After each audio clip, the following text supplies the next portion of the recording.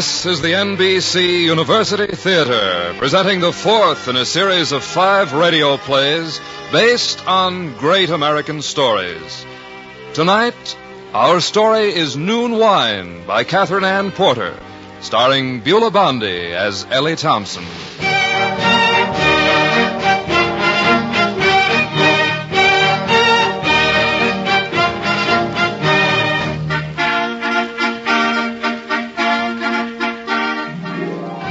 You hear that tune? You don't know what it is, do you?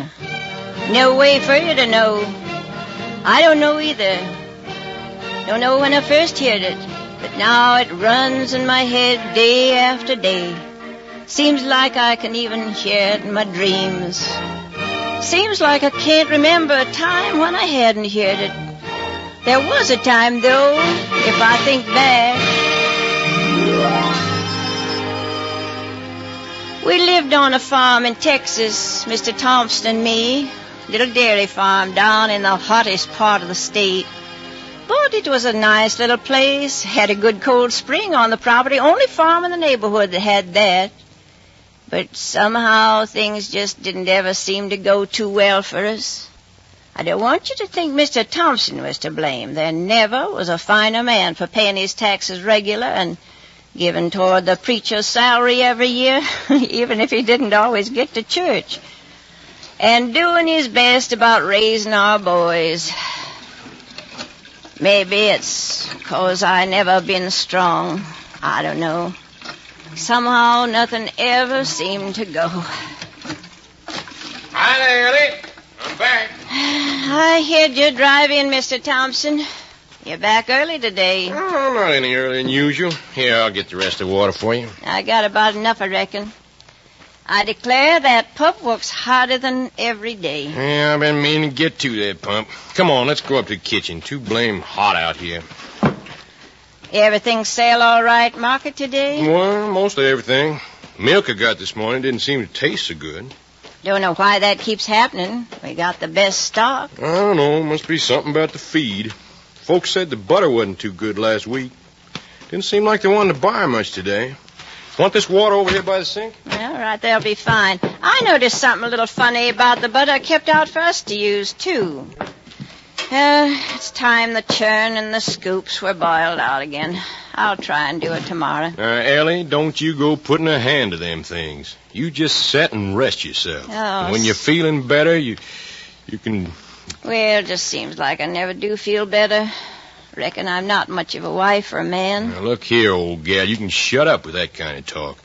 Guess I ought to be man enough to turn my hand to a woman's work. What about that? Well, it does seem like those hired men could do something once in a while. Those no-count, low-down... I'm tired. Anything to eat? You're as bad as those 2 boys of yours. Now, don't you go spoiling your supper. Here. I'll be ready as soon as the cornbread.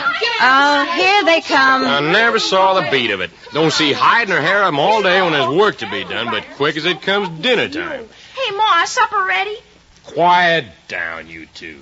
I'm hungry. Where's supper? You'll get no supper till you get out that pump and wash your faces and hands. Oh, I ain't dirty. Me neither. Get a move on, you two, and mind your mother. Make Herb go first. He's littler. Make Arthur go. He's dirtier. Besides, he'll eat all the cornbread. Who's dirty, you dumbbell? I'll show you who's dirty. How you like that? Boys, now you stop You that. two want a good whaling out of me? Oh, the what? All over my clean floor. Now get out to the barn, both of you. I'll teach you to fight in your mother's kitchen. Now, Mr. Don't hit them. They're only babies. Ellie, you can't let them get away with that. Well, please, Mr. Thompson. Go on, then. Get up to bed, you two. And no supper. But, Pa... Get, I said. Yes, sir. Come on, you. Mr. Thompson, you mustn't be so rough on the boys. Rough on them? Young hoodlums. Just look at this mess now. I was doing a man's work when I was their age. And I tell you, Ellie, I ain't going to have no useless boys on my hands, or I'll know the reason why.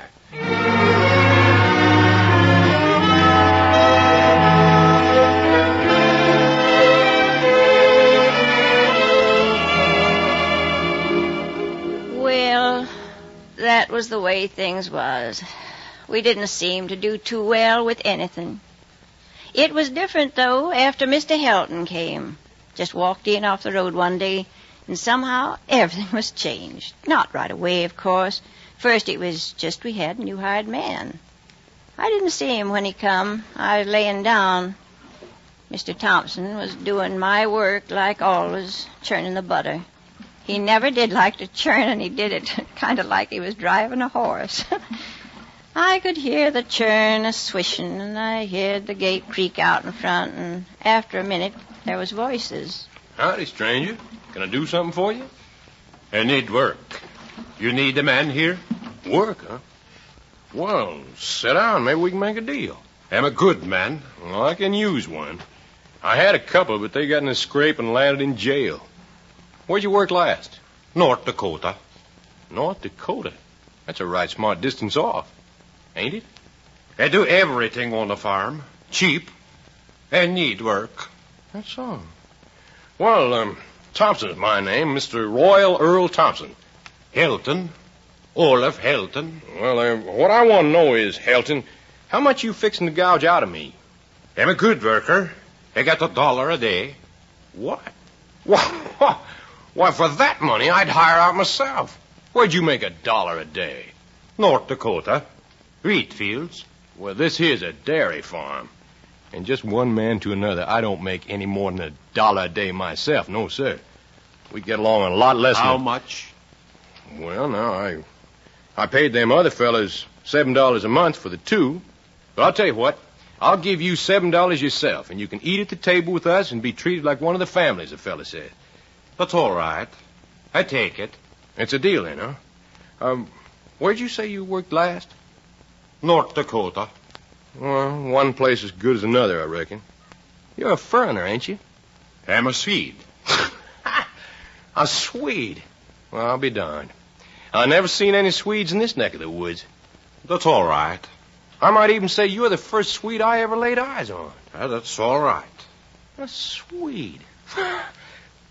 Well, you might as well start in with that churn. You know what to do with butter after you get it, don't you? And no butter business. Well, I'll be going along then and tell Miss Thompson you're here. Ellie? Oh, Ellie, you sleep? No. What's all the noise out there? Your head feel any better? Oh, I don't know. What is it out there? The fella says he's a Swede. Says he knows how to make butter. Well, I hope it's the truth. Don't you fret. He'll finish up the butter anyway. Well, I'm going to ride in town and get a little order of groceries. All right, Mr. Thompson. Now, don't you linger now. Don't know what you're talking about, Ellie. You do, too. Don't you be going to the hotel. Now, Ellie, a couple of little drinks never hurt nobody. I never took a drink in my life, and what's more, I never will. Oh, wasn't talking about women. Now, Mr. Thompson. You just lie right there and go to sleep, Ellie. I'll be back before you know it. Now, you just remember what I said, Mr. Thompson. You remember.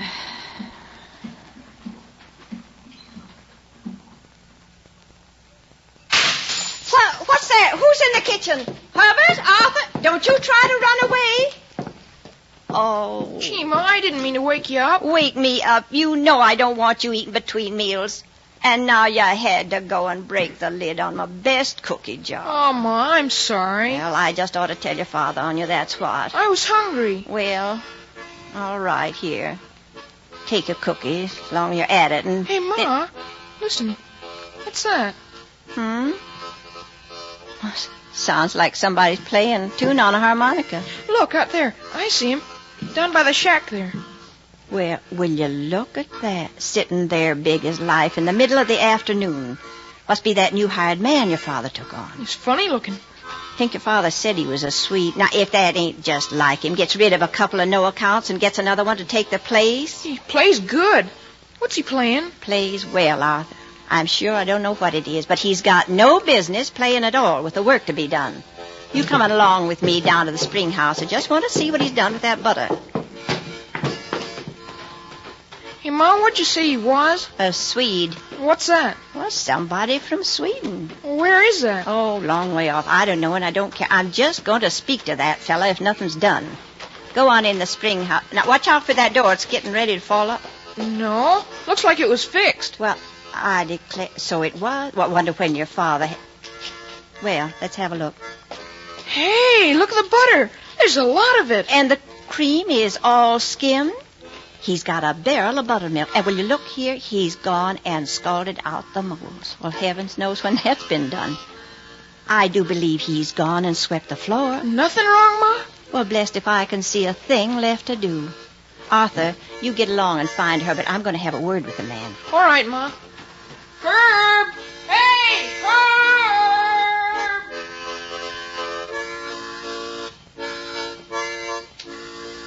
I'd been all ready to scold him, poor man, and all that good, clean work done in no time at all.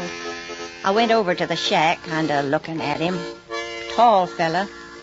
Bony kind of face and hair like straw. Skinny, too. Didn't look very strong.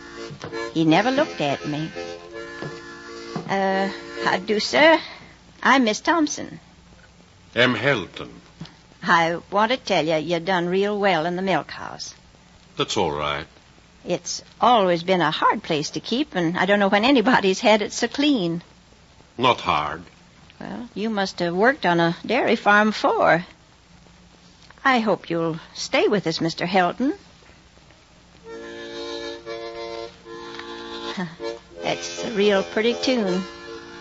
Most folks don't seem to get much music out of a harmonica.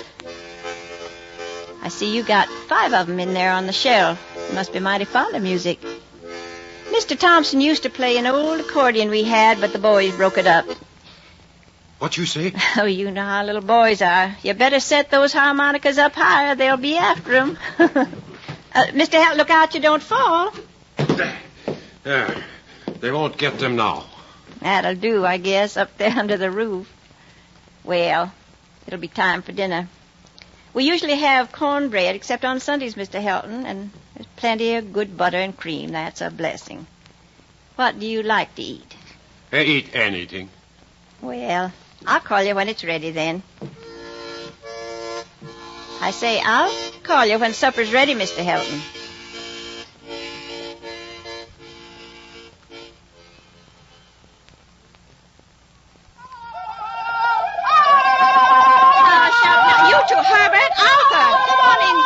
Supper's nearly ready. We was playing Indian, Ma. Well, you play later. Your pa'll be right in. You all washed. You know what'll happen if you ain't. Yes, we're washed. Hey, Ma, when can I see the big Swede? Arthur says there's a big Swede. Now, you stop talking like that about Mr. Helton. Hey, Ellie, I took a look around. That Swede sure is grinding out the labor.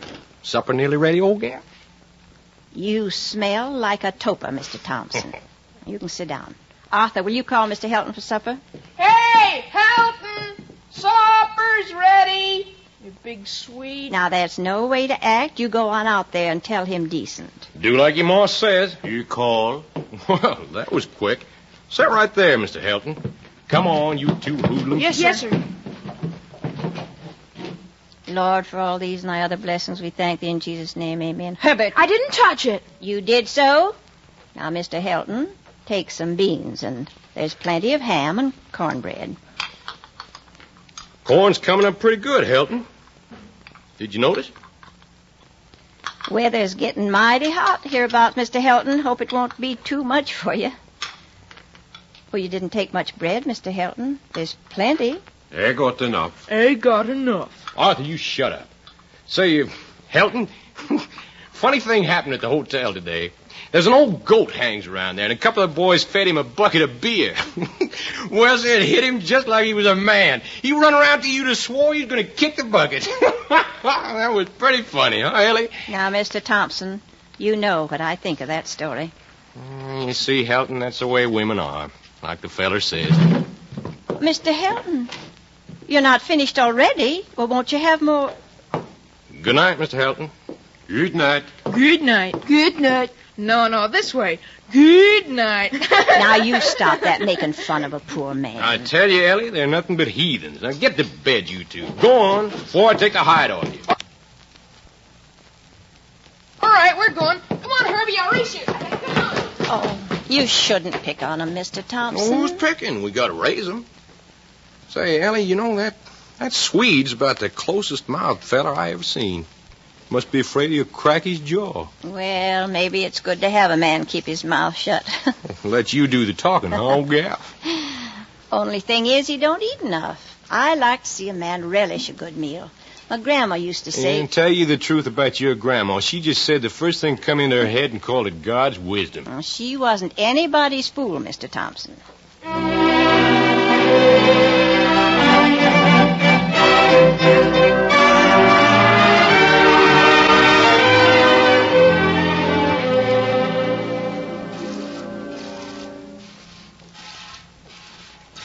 Morning, Helton. Morning. Oh, see you got the milking almost done. You know, that's a job I never liked. Cows, I don't know. They got such dumb faces. I like cows. Well, that's good. Glad to hear it. Well, come on, finish up your milking. Breakfast's about ready. I already had breakfast. When? What'd you eat? 5 o'clock. Bacon, coffee. Well, that ain't enough for a man. You mean to say you made your own breakfast? That's woman's work. Work won't wait on woman. Work is work. You know, Helton, maybe you got an idea. Yes, sir, Helton, like the fella said, maybe you got something there.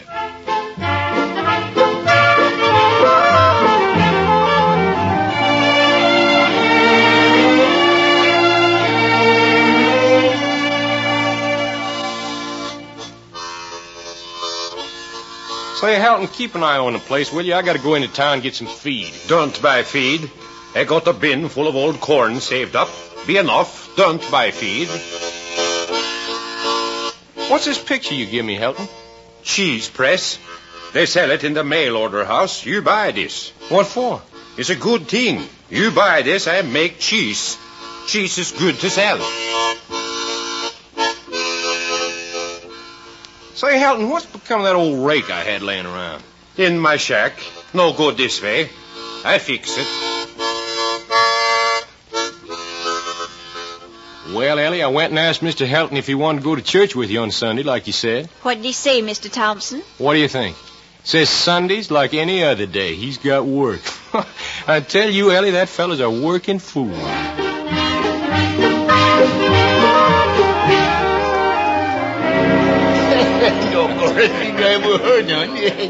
Hey there, Jim. Another whiskey for old McClellan here. Yeah, now, you know I ought to be getting home. Sure, I know. I'll catch it from Ellie, too. But one more won't hurt you. It's on me. You too, Tom. Hey, mighty fine-looking lot of eggs you brought to town this morning, Thompson. Yeah, I was nosing, too. You got no more hens than we have. What's your trick? Well, you know, boys, man takes good care of his stock and his poultry. Bound to show up.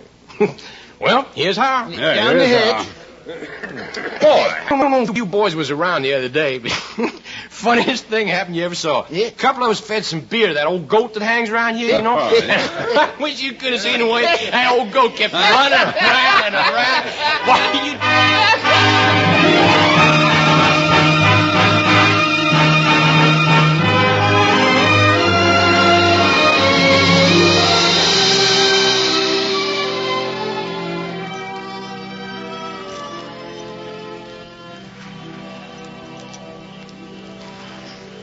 Nice out here this evening, ain't it, Mr. Thompson? Sure is, Ellie.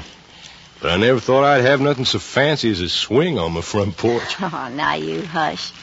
You don't mind sitting in it, I notice. It's real pretty. Well, you look real pretty yourself, old gal. Oh, Mr. Thompson, I do not. Well, I say you do. Say, Ellie, you know, I've been thinking, we got a little extra in the bank now. Ain't it about time you was buying yourself a fancy new dress? Oh, I got no need for one, Mr. Thompson. Sure you do. I got the finest looking wife in the county, and I aim for folks to know it. A dress. And one of them flimsy things. You remember that blue thing you had when you was teaching Sunday school before we was married? Oh, I declare. You always liked that dress, but I never thought you remembered it. Why, that was a long time ago. Not so long as all that. Guess Helton's got all the chores done.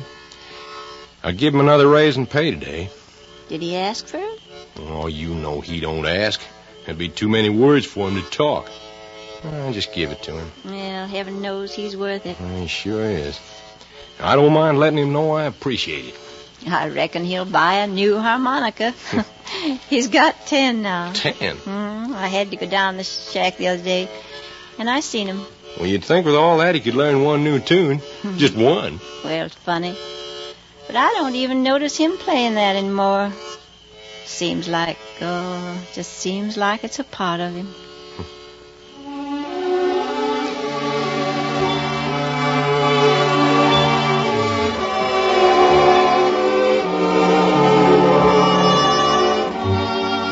It was in the 3rd year Mr. Helton was with us that something happened.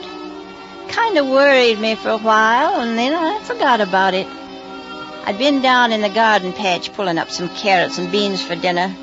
The vegetables grew wonderful, the way Mr. Helton kept the patch weeded and manured the soil every fall.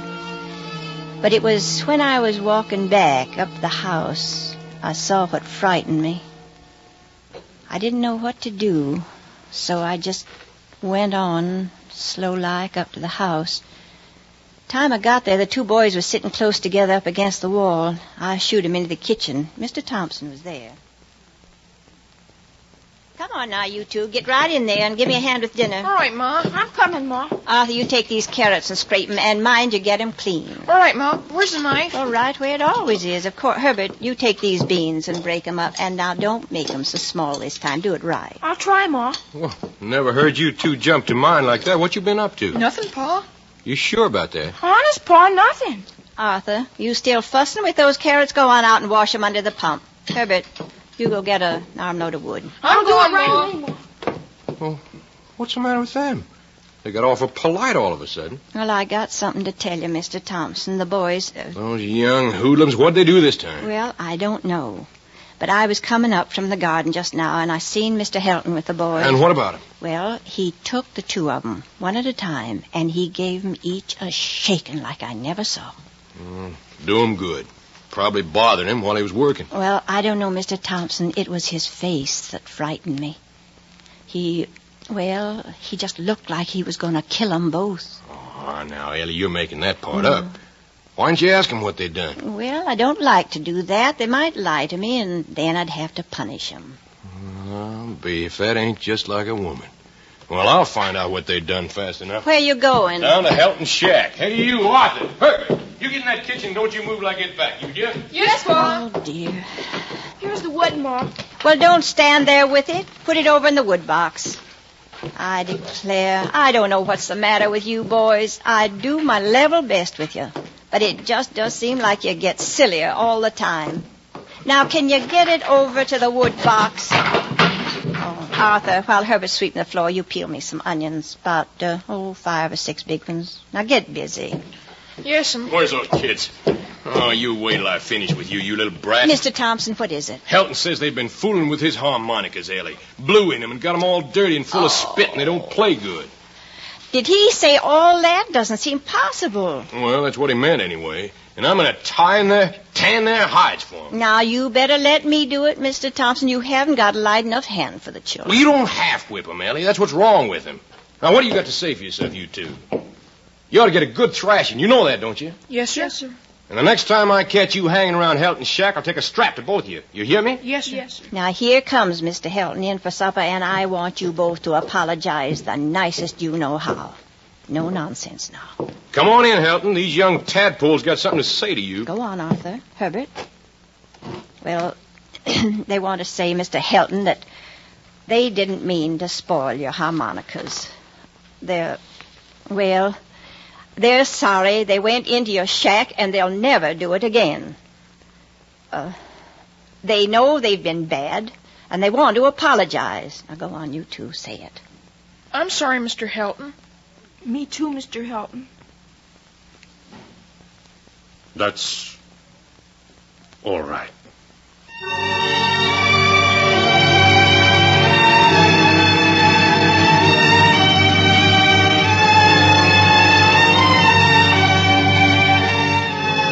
By the time I went to sleep that night, I'd about figured out that what really scared me was the idea Mr. Helton might go away. I just couldn't think at all of what we'd do with him gone.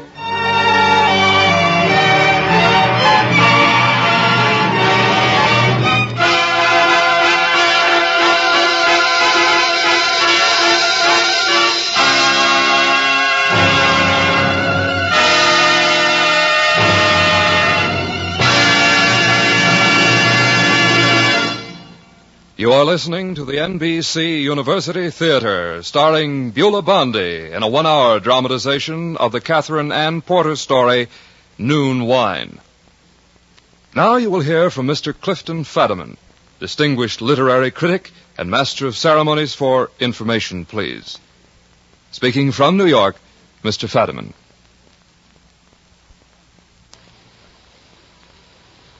Whom do writers write for? Do you think Will Shakespeare wrote to please Will Shakespeare?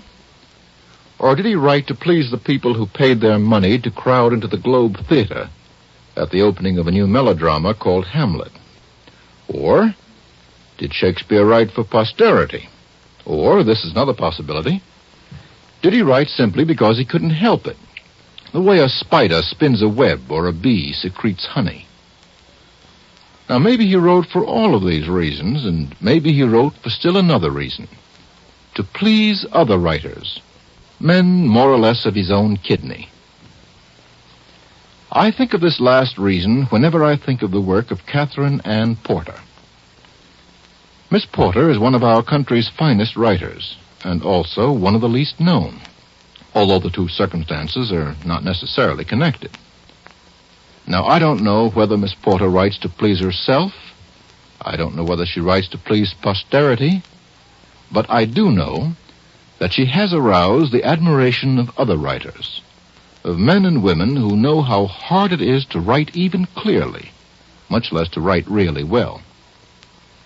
Now, it's by no means a bad thing to be a writer's writer, as it's called. A writer's colleagues, perhaps, are a kind of contemporary posterity. At any rate, among other writers, Miss Porter's reputation is as solid as the foundations of the Empire State Building. Or perhaps this being the atomic age, I might venture to say somewhat solider. It's based, nevertheless, this reputation, on very few books, 3 or 4 in all, of which 2, Flowering Judas and The Leaning Tower, are collections of short stories, a form of which she's a master. The long tale Noon Wine, which we are now hearing in a dramatized version, is one of 3 short novels brought together in a single volume. It's a story which, despite certain wry, humorous overtones, has violence and brutality as its base. And yet, after you've listened to it, I think you'll find yourself remembering not the violence and the brutality, but the characters themselves. Mr. and Mrs. Thompson and Olaf Helton are so simply yet so perfectly conceived. They're so fatally linked by a destiny imposed upon them, not, it would seem, by Miss Porter's art, but by the dumb drives and forces in their own hearts. Catherine Ann Porter has the ability to create by suggestion. She makes us sense more than she tells. The apparent content of her stories has less dimension than her real subject matter. Her very sentences and paragraphs reverberate quietly in the mind. Another quality distinguishing her short stories from the work of many of her fellows is that they've been thought out in advance. Now, that remark isn't quite as pointless as it may sound, because so much contemporary American fiction seems to bear the stamp of improvisation. Miss Porter, on the other hand, calculates her effects, which isn't to say that she gives the effect of calculation. I mean merely that she doesn't waste a word, and each word has a purpose. And I suppose that's simply saying that her stories stand up as small works of art. James Joyce, the author of Ulysses, had a simple, but to my mind quite profound way of saying of an author whose work he was unable to admire, but it's not really written. Now, in this sense, Miss Porter's stories seem to me written. You may not care for them, but you'd be hard put to it to think of any other way in which they could be composed. They're final. I hope Catherine Ann Porter will become better known to more Americans, for she's an American product of which we can be truly proud. In a moment, our story continues from Hollywood. Meanwhile, we pause briefly for station identification. And then, well, I can't rightly say just how it happened, It started on a hot day in August. The dust was everywhere, even though Mr. Helton sprayed down the front yard with a hose every evening. Mr. Thompson was dozing on the front porch when the man drove up. I seen him out the window, sort of a fat man with a mean kind of a face, not the kind you'd take to it all. I just wondered what anybody'd be hiring a rig and driving out for a day like that. But then I didn't pay no attention. It was just too hot. Hey there. Huh? Oh, how do, sir? I must have dozed off. Well, a man's got a right to do that day like this. You Mr. Thompson, Mr. Royal Earl Thompson? That's my name. Well, Hatch is my name, Mr. Homer T. Hatch, and I'd just like to have a little talk with you. It won't cost you a cent. Guess that's fair enough. Why don't you sit down right here and tell me your business? Don't want to hurry you, but we got our chores to do. Well, now, Mr. Thompson, fact is I'm looking for a man named Helton, Olaf Eric Helton from North Dakota. If you got him here, I wouldn't mind having a little talk with him, if it's all the same to you. I don't know his middle name, but he's right here. 9 years now. Mighty steady man. You can tell anybody I said so. Well, I'm glad to hear it. Glad to hear he settled down and mended his ways. If you want to speak to him, I'll go round him up. Oh, no hurry. A few minutes don't make no difference. Well, you got any business with him, he'd like to get it over with. He don't dawdle any. That's him playing that tune now. Now's your time. Still playing that, is he? Know it like the palm of my own hand. Never heard him say what it was, though. Yeah, that's a kind of Scandinavian song. Sing it a lot up in North Dakota. Says something about feeling so good in the morning you drink up all your liquor before noon. All the liquor you was saving for lunch. It's a kind of a drinking song. Well, Mr. Helton don't drink. Plays that tune, though, eh? Yes, sir. Played it 15 years ago in North Dakota. Used to play it in the asylum when he wasn't in the straitjacket. What's that you say? Shucks, no, I didn't mean to tell you. What I say is, if a man's lived harmless for 9 years, it don't matter if he is loony. You mean they had him in an asylum? That's where they had him. That is till he busted out and disappeared, and now I come along and find him here. Well, he don't act crazy to me. He acts like a sensible man, saves his money. Well, if he's crazy, I think I'll go crazy for a change. That's a good one, that is, yes, sir. Let's all go crazy and save our money, eh? Well, that ain't what I said. And about this Mr. Helton, I got nothing against him because he went loony once or twice, and I don't aim to take no steps about it, neither. Well, if a man don't care who he associates with, I'd like to see anybody hiring a lunatic around North Dakota after what he done. What'd he do? Oh, nothing to speak of. Had a brother, was courting a girl. Brother borrowed Helton's harmonica one night to give her a serenade and lost it. Helton run him through with a pitchfork and killed him, just like that. They was going to give him the works, but they found out he was crazy, so they put him in the asylum. Now, you don't want to see lunatics at large, do you? Well, as the fella says, circumstances alter cases. Now, this Helton, he's kept my record from being 100%. Fact is, I must have rounded up 20-odd escaped lunatics past 12 years. Of course, I don't do it for the reward, but it does get to be quite a tidy sum, all told. Ain't you got none of your business anywhere else but here? Well, I just undertook to help out, like you might say. Might never have caught up with him, but you know what he did? What? Well, sir, about 2 weeks ago, his old mother gets a letter from him, and what's in it but a check for $850 just like that? Well, the old lady's getting kind of childish. I tell you, that letter made her so happy it looked like she clean forgot her son had killed his brother and went loony. Letter said he was getting on all right and for her not to tell nobody, but naturally she couldn't keep it to herself. That's how I come to know. Yeah, you could have knocked me down with a feather. Yeah, that must have been quite a nice surprise for you, Mr. Hatch. Well, knowing the family and all, the old lady was for coming right out here and see her son, but I told her I'd make the trip just for my expenses and tell her all about him. Ain't that a hot one? Yeah, that's hot, all right. And now, just what you aiming to do? Well, I don't want any violence. I got the handcuffs, and I figure the two of us can overpower him easy enough. Well, I tell you what I figure, mister. I figure that's a pretty dirty job you got. And this here, my property. And you can just get yourself off it quick, you understand? No. Look here, Thompson. Get moving. All right, I'll get moving, but I'll be right back here tomorrow. And my advice is you better give this a little thought. Yes, sir, a little thought. That dirty, rotten...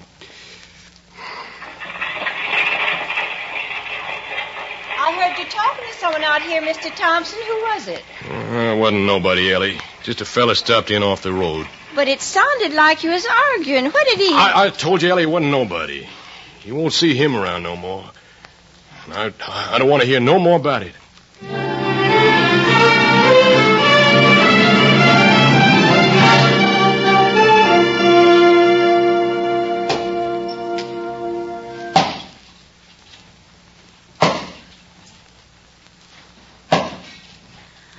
I declare, Mr. Thompson, you oughtn't to have something on your head chopping wood in this hot sun. Don't you fret, Ellie. I'm just about through. Then I'm going to have me one of them cold bottles of beer out of the icebox. Well, look. If they don't come, that same fella was here yesterday. Ellie, you get on in the house. But I thought you said... I do like I tell you, get on in the house. I see you're getting a little work done, Mr. Thompson. Hatch, I told you yesterday to get off my property and stay off. Now, look here, Thompson. I gave you time to think. Now, maybe I kind of threw you off yesterday, but a man like yourself ain't going to stand in the way of getting an escaped lunatic back where he belongs. I tell you, Helton ain't crazy, and he's staying here. Now, listen, Thompson, if you won't help me, I'll get help somewhere else. Well, get it where you want, only get out. Why, you going to let me take him or ain't you? No, I ain't. Now, you get off this place, or I'll turn you over to the law. You just try it. I'll tell him... Get off, or I'll knock you down. You keep away from me, Thompson. I've got a knife. Are you going to get out of here? I'm going to get help. You leave him alone. You put that knife down, they kill you. There you are. Helton, stay away from him. You crazy lunatic. Look out for that knife. No, I got you. Dirty. Low down.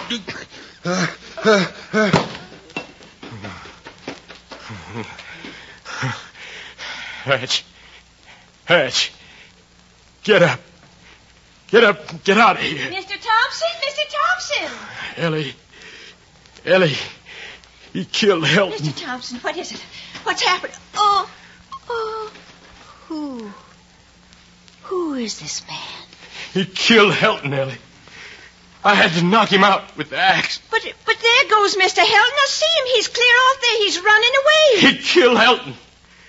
I saw it. He killed him with a knife. I had to knock him out. But now he won't come to. Ellie, he won't come to. Mr. Thompson covered up the man with a piece of wagon canvas and rode into town for the sheriff. When he got back, he came to our room and he told me what I was to say. Never been a time before when I couldn't tell the truth to anybody. But Mr. Thompson told me what I was to say, and I said it. Ain't that right, Ellie? You seen the whole thing, didn't you? What? Come on, Ellie. Tell Mr. Burley. He's my lawyer. He's got to know everything. Now, you came out of the house, Mrs. Thompson, and you saw Mr. Hatch go after Mr. Helton with a knife? Yes, that's right. Mr. Thompson was just trying to save Mr. Helton's life. I saw it all. But I tell you, Mr. Burley, I wasn't going to kill him. I only wanted to keep him off Helton. I only meant to knock him down. And that'll be pretty hard for the jury to swallow, Thompson. You hit him with the axe, didn't you? Well, I guess I did, but I tell you, I can't remember. All I know is... Well, never mind that. Hatch didn't have any right on your property. If he had any scores to settle with Helton... Well, he was coming to take him because he was a lunatic, and he wasn't no lunatic. You can't say that. You'll have to say you didn't know what Hatch was there for. Well, why? Well, it won't do your case any good for the jury to know that you knew that man was crazy. Not after the way he acted. Oh, poor Mr. Helton. He was so good, so quiet. Well, from the way the sheriff told me, there wasn't anything quiet about him, Mrs. Thompson. Ran through those woods like a maniac, picked up rocks, and tried to brain every man that came near him. But did they have to? They didn't mean to hurt him, but they had to catch him. Maybe never would have got him, but he stopped to pick up a couple of harmonicas that fell out of his pocket. Can you imagine a man thinking about harmonicas at a time like that? Him, I can. They tried to go easy on him, but, well, he was hurt too bad already. He couldn't live. Now, nobody's going to believe he was as quiet as you say for 9 years. So you just don't say one word in that trial without I tell you. But I gotta tell him. You don't gotta tell him anything. You plead not guilty and I'll do the rest. I promise you, Thompson, in a couple of weeks, you'll have forgotten all about it.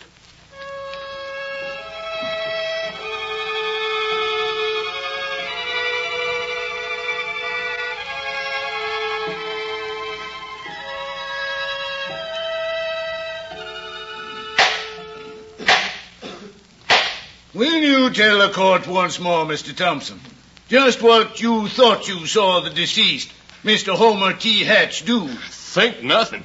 I tell you, I seen that Hatch put that knife into Mr. Helton's belly and rip it up like slitting a sow. Then how do you explain the fact that when this Helton was caught, there wasn't a knife scratch on him anywhere? Oh, I don't explain it.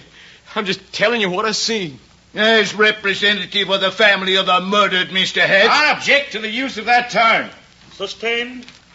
The deceased, Mr. Hatch. I suggest to the court that Mr. Thompson, who says he saw Helton wounded with a knife when we know there was no wound, is himself pretending lunacy, just as he pretends ignorance of the fact that this Helton, whom he allowed to endanger the Commonwealth for 9 years, was a dangerous maniac. I object. Sustained. Stick to the facts. Your witness, Mr. Burley. Mr. Thompson, the day before the unfortunate accident, you'd put Mr. Hatch off your property in a peaceable manner and warned him to stay off. That's right. And the very next day, he again trespassed on your property and assaulted you and your hired man. That's right. And you merely defended your rights, your life and Helton's life against Mr. Hatch. But I didn't mean to... Thank you, Mr. Thompson. I asked the court to recall Mrs. Ellie Thompson. Mrs. Ellie Thompson, take the stand. Now, Mrs. Thompson, will you tell the court once more what you saw on the day of the accident? I heard him shouting. I come out of the house. I seen Mr. Hatch go up to Mr. Helton with a knife.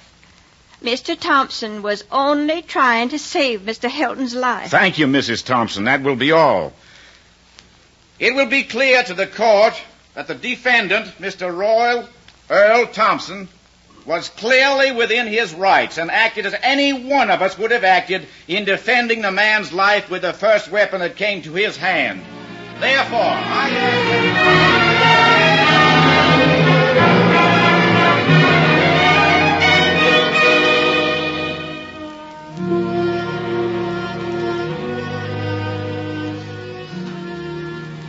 I kept saying what I was supposed to say. That I'd seen the whole thing and that everything Mr. Thompson said was true.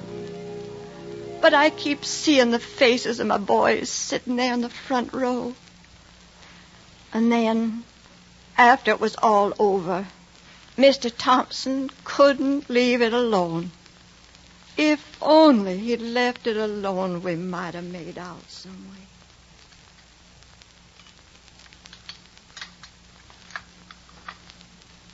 Pass the chicken over this way, will you, Art? Yeah, sure, Herb. You want some more, Ma? No, thanks, Arthur. How about some more for the old man? Oh, excuse me, Pa. Here you are. Ellie, that Mr. Burley, that lawyer, he didn't do right by me. Hey, watch out, Herb. You're going to knock over your coffee. Ellie, he never let me say anything. He made it sound like I killed that fellow on purpose. Oh, stop talking about it now, Mr. Thompson. But what are folks going to think? Well, we'll just have to hope folks forget about it. They ain't going to forget nothing. They'll be calling me a murderer. That's what they'll be doing. They'll look at you boys and say your father's a murderer. Leave us out of it, will you, Pa? They're the murderers. They're the ones who chased Mr. Helton through the woods and killed him. Now you can talk, Mr. Thompson. If only you'd talked when that man was here. Just talked instead of killing. Poor Mr. Helton would be sitting right here. Or down at the shack playing his tune. That's the way you think, is it? Well, what can I expect from the neighbors when my own wife turns against me? I ain't turning against you, Mr. Thompson. I ain't. Leave it alone, Pa, can't you? You had a fair trial. You got off, didn't you? What's the sense of talking about? There wasn't no fair trial when a man can't get up and say he didn't mean what he done. People got to know. I got to tell them. You won't do no good, Pa. You'll just mix the whole thing up worse than ever. Well, I'm going to tell them. And, Ellie, you're going with me and tell them, too. You can't do that tomorrow. You stay out of this. But I didn't see nothing, Mr. Thompson. Don't say that. Don't never say that. You know I didn't kill him on purpose, don't you? Don't you? Of course I know it. Well, then that's just as good as seeing it. That's all folks have to know.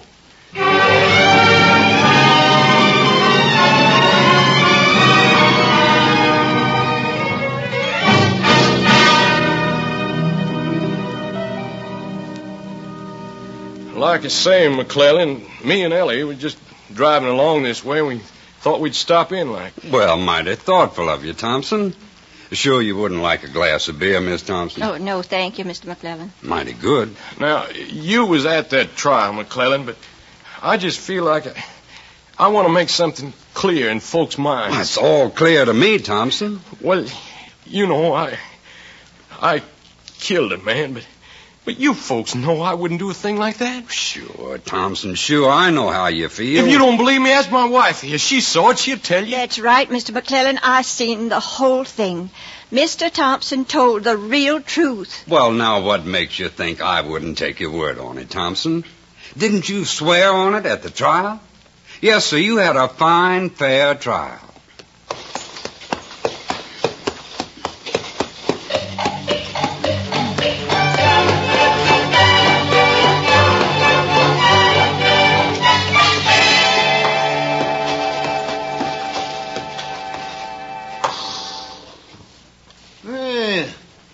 Named Thompson. And how are you, Miss Thompson? Well, thanks. Howdy, Tom. Hey, Sally, on out. Thompsons are here.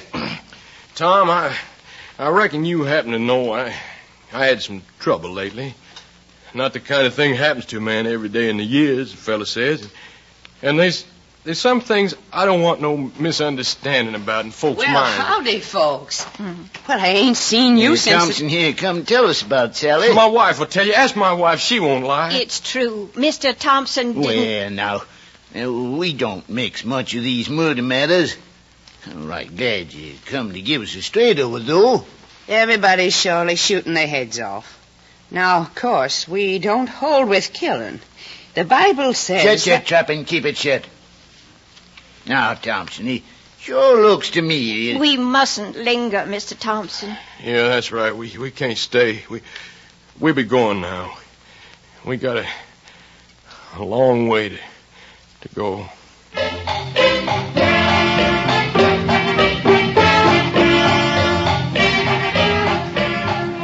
You was there, Ellie. You saw it, didn't you? Yes, that's the truth. Mr. Thompson was trying to save Mr. Hilton's life. Just ask my wife. She won't lie.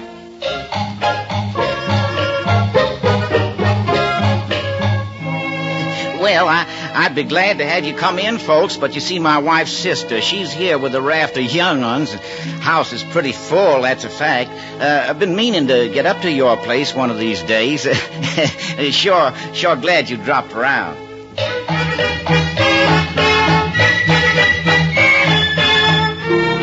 Them folks always was fair weather friends. Let's go home, Mr. Thompson. Let's go home.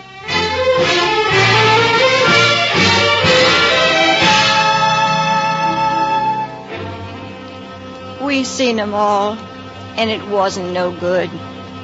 There was a time when I thought I had neighbors and friends. There was a time when we could hold our heads up. There was a time when my husband hadn't killed a man, and I could tell the truth to anybody about anything.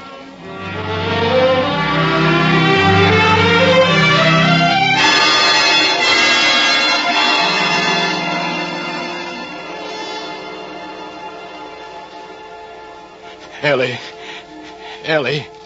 You sleep, Ellie? No, I'm awake, Mr. Thompson. I just don't understand it, Ellie.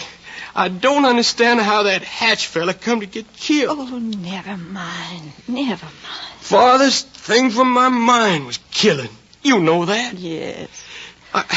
I seen that knife go into Helton. I seen it. Didn't I? You said so. Because if I didn't see it, then I done wrong. I done wrong. But I done the only thing I could do. Oh, I can't figure this out. Oh, go to sleep. Go to sleep. I had to kill him. I don't remember killing him, but he deserved killing. There wasn't nothing I could have said to him. He wouldn't listen to me. Dirty, yellow-livered hound coming round after an innocent man, ruining a family, never did nobody no harm. I had to kill him. Ellie had to. Ellie! No! Ellie. Ellie, what is it? Light the lamp. Arthur! Herbert! Oh, Ellie. Ellie, now you stop that. I heard Ma scream. Ma, what'd you do to her? Nothing. All of a sudden... No. She's scared. She's scared to death. What did you do to her? I didn't touch her. Well, you must have. Oh, Ellie. Ellie. Get away from her. You come near and I'll blow your heart out. Well, Arthur, I'm your paw. More's a pity. Boy, you young whelp. I can still beat the stuffing out of you. Go on, try it. That's right up your line, isn't it? Oh, Arthur, don't. Mama. Art, look at her. She's fainting. Get pneumonia. Get it yourself. I'm not going to leave you here. Go on, Art. Go on. I'll stay. All right. Ma, don't die. Don't die. Oh, Herbert, you cut out that shut talk. up. Mama. Herbert. Take it easy, Ma. You're going to be all right. It's nothing.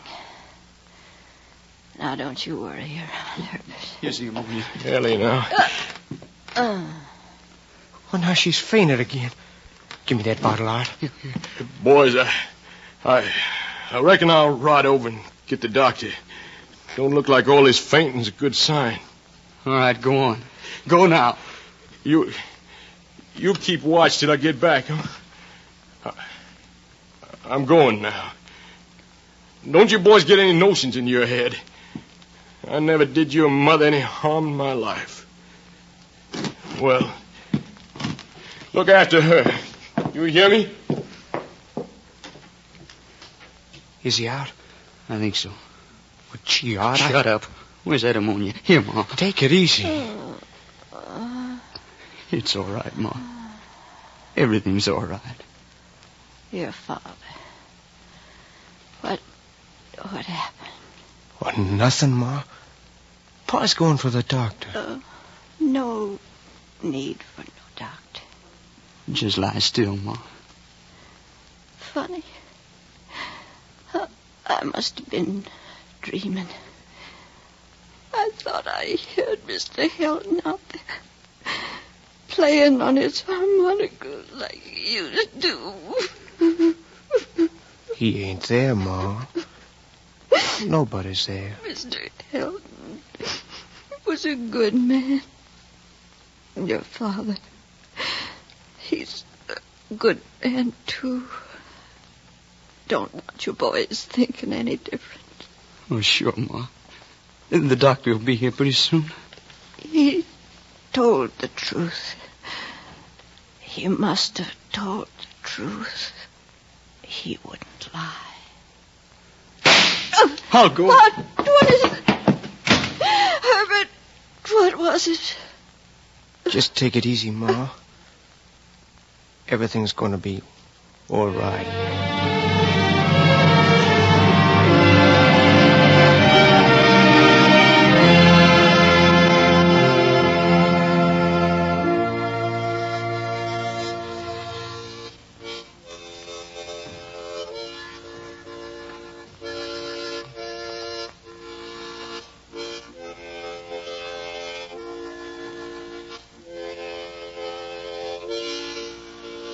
Mr. Thompson was down at the end of the second field. The shotgun was laying alongside him, and there was a note he'd written. Before Almighty God, I do hereby solemnly swear that I did not take the life of Mr. Homer T. Patch on purpose. It was done in defense of Mr. Hilton. I did not aim to hit him with the axe, but only to keep him off Mr. Hilton. It was my belief at the time that Mr. Hatch would have taken the life of Mr. Hilton if I did not interfere. I have told all this to the judge and the jury, and they let me off, but nobody believes it.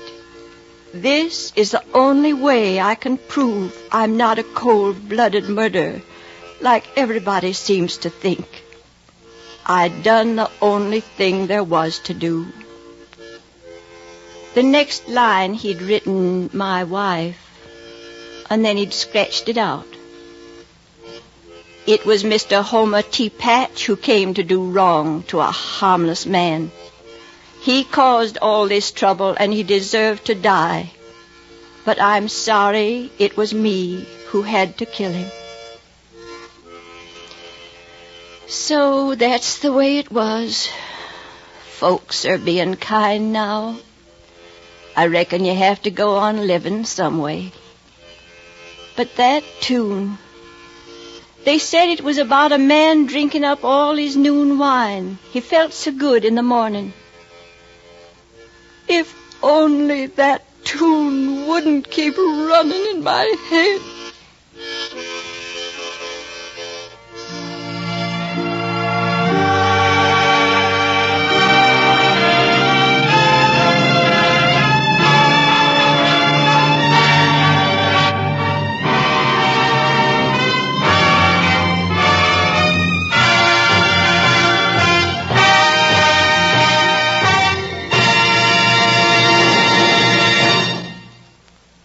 The curtain falls on the fourth of 5 programs in which the NBC University Theater is bringing you radio plays based on great American stories.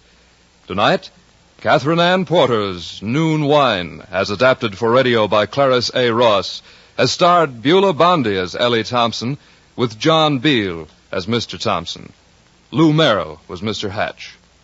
Beulah Bondi may soon be seen in the Walt Disney feature So Dear to My Heart.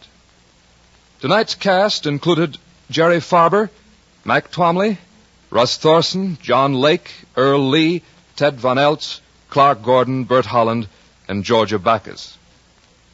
Our thanks to Mr. Clifton Fetterman, literary critic and master of ceremonies of Information Please, for his comments on our story.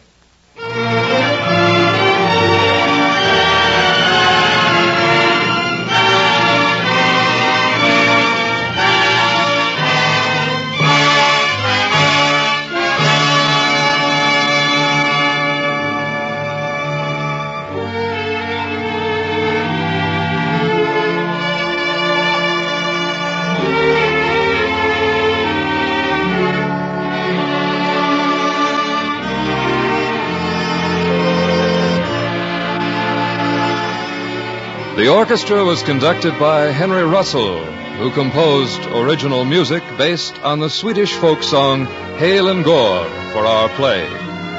The production was directed by Andrew C. Love. We invite you to listen next week to the NBC University Theater when we present a play based on Ellen Glasgow's The Romantic Comedians. Productions of the NBC University Theater are currently being used in conjunction with a course in American fiction under a college by radio plan at the University of Louisville.